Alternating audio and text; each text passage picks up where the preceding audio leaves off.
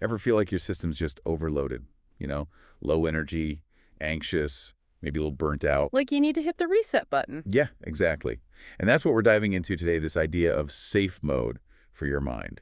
How to strip things back, focus on the essentials, and still function even when you're not at 100%. I like that. Sort of like a computer in safe mode, right? You can still get things done, just maybe not all the fancy stuff. Exactly.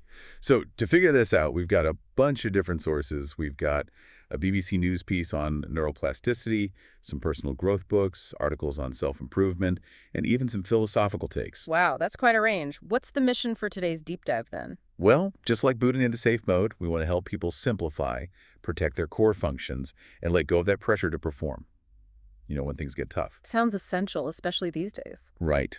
So let's start with this idea of simplifying. The BBC News piece on neuroplasticity, it really blew my mind. Oh yeah, neuroplasticity is fascinating, how our brains can actually change and adapt. Yeah.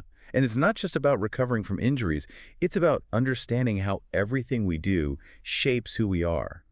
It even talked about the link between our physical movements and our thoughts and feelings. That's a powerful connection. It means that even small changes in how we move or what we do physically can impact our mental state. And vice versa, right? Absolutely.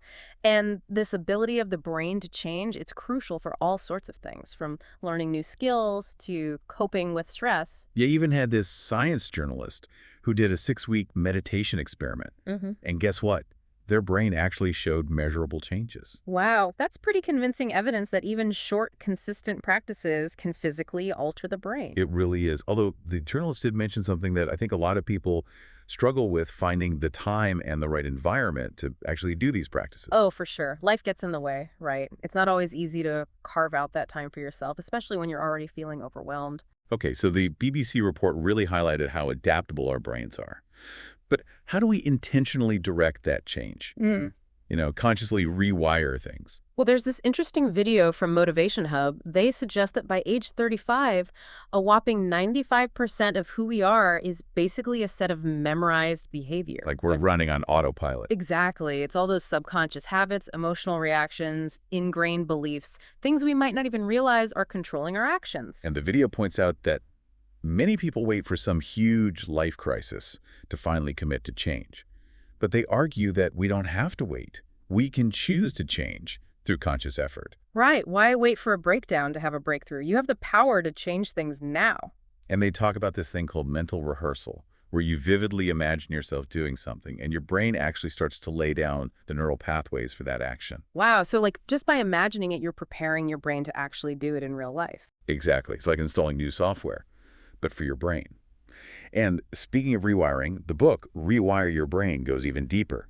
They have this method called FEED: focus, effort, effortlessness, and determination.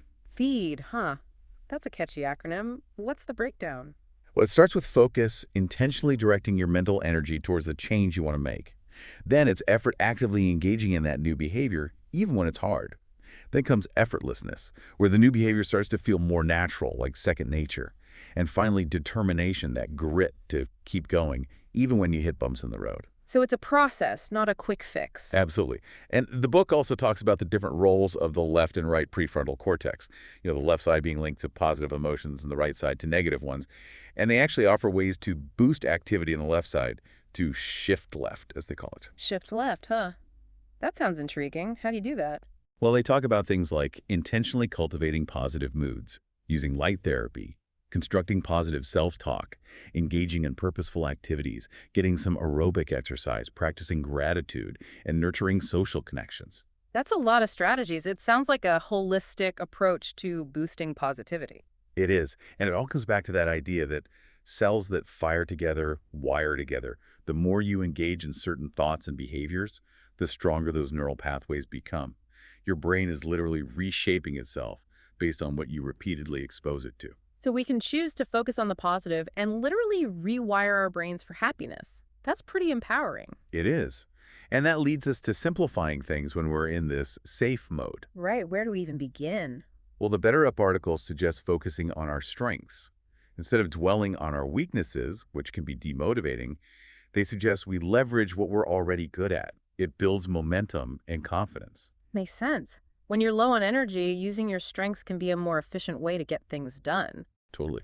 They also talk about decluttering, both physically and mentally, letting go of thoughts, beliefs, and even relationships that don't serve us anymore. It creates space for new growth. It's like clearing out the junk drawer of your mind. Exactly. And they suggest the Kaizen method for making lasting changes. It's about small, incremental improvements over time. So instead of trying to overhaul your entire life, you focus on tiny, manageable changes. Yep. It's more sustainable, especially when you're not feeling your best. And they really stress the importance of sticking with it, even when you hit plateaus or setbacks. Because those are inevitable, right? It's not always going to be smooth sailing. Right. And the self-improvement thread had some great insights, too. They talk about how slowing down can actually be an act of self-respect. Slowing down. In today's fast-paced world, how does that work? Well, it's about signaling to your nervous system that it's okay to relax, that you don't have to be in constant go mode. It's like a mini rebellion against burnout. I love that. Sometimes doing less but with more intention can be the key. Absolutely. They also talk about shifting from trying to fix yourself to simply listening to yourself, being gentle and compassionate, rather than constantly striving for optimization. That's so important. We often beat ourselves up, especially when we're feeling down, but self-compassion is crucial for healing. And a practical tip from Better Up is learning to say no. It protects your time and energy and prevents overwhelm. Boundaries, boundaries, boundaries. They're essential for well-being. And of course, there's self-care. Better Up really emphasizes making it a priority. Self-care isn't selfish, it's essential. Exactly. It's about deliberately taking time to nurture your mind and body. They even suggest creating a self-care plan with go-to activities, like staying hydrated or taking a break from technology. Having a plan takes the guesswork out of it, right? When you're feeling drained, you don't want to have to think too hard about what will help. Totally. Okay, let's talk about letting go of the pressure to perform. This is a big one, especially in a culture that often glorifies productivity. Yeah, we're constantly bombarded with messages about doing more, achieving more, being more. It's exhausting. It is. And the book Mindset talks about the difference between a fixed mindset and a growth mindset. Oh, yeah, I've heard of that. It's about whether you believe your abilities are set in stone or if you can grow and learn. Exactly. And they argue that a growth mindset is essential for letting go of that pressure to perform because it allows for mistakes and setbacks, seeing them as opportunities for learning rather than failures. So it's not about being perfect, it's about embracing the process of growth. Exactly. And there's this interesting thing from Healthline about unfocusing. They talk about how activities like doodling can actually benefit your brain. Doodling, seriously, how can that be productive? Well, it activates your brain's default mode network, which is engaged when your mind isn't focused on a specific task. Hmm. And this can boost creativity and problem solving. So it's like giving your conscious mind a break so your subconscious can take over. Yeah. Something like that. It's counterintuitive, but it can be really helpful. Mm-hmm. And the self-improvement thread talks about how our sense of worth shouldn't be tied to external validation or comparison with others. It's so easy to fall into that trap, though. Social media makes it even worse. We're constantly comparing ourselves to everyone else's highlight reels. Right. But the thread emphasizes that our inherent worth as individuals isn't dependent on those external factors. Yeah. And the Wikipedia entry on personal development highlights the importance of self-awareness. Self-awareness is huge. It's about understanding your own values, motivations, and patterns of behavior. And they say that this self-knowledge can lead to greater emotional intelligence and leadership skills, contributing to a stronger sense of self that's not reliant on external approval. So it's about knowing yourself, accepting yourself, and leading from a place of authenticity. Exactly. And their self-improvement thread suggests this technique of rewriting negative self-statements into positive affirmations. Oh yeah, like replacing "I'm not good enough" with "I am capable and worthy." Exactly. It's about consciously reframing your thoughts and beliefs. And finally, Wikipedia reminds us that personal development is a lifelong journey, not a destination. It's not about achieving some perfect end state. It's about continuous growth and evolution. And that brings us to the importance of habits in sustaining function. Habits. How do they fit into all this? Well, a researcher from Colorado State University explains how habits form in the brain, basically due to repeated actions, and the brain's desire for efficiency. So those neural pathways get stronger and stronger the more we repeat a behavior. Exactly. But the good news is we can change those pathways. It just takes conscious effort and repetition of new behaviors. So we're not stuck with our bad habits forever. Nope. And the researcher says one of the first steps is to change the cues that trigger those habits. Like if you want to start journaling, leave a journal by your bed. Simple, but I can see how that would work. It makes the desired action more convenient. Right.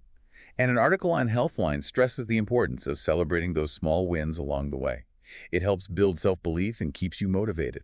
Because those small wins add up over time. It's about recognizing progress and celebrating the journey, not just the destination. Exactly. So, to sum it all up, when you feel like you need to enter safe mode, remember to simplify, protect your core functions, and release the pressure to perform.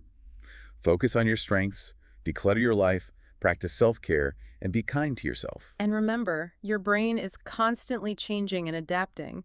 Even small, consistent actions can make a huge difference in the long run. You have the power to shape your own brain and create the life you want. So as you go about your day today, I'd like you to consider this. What would your mind's safe mode look like?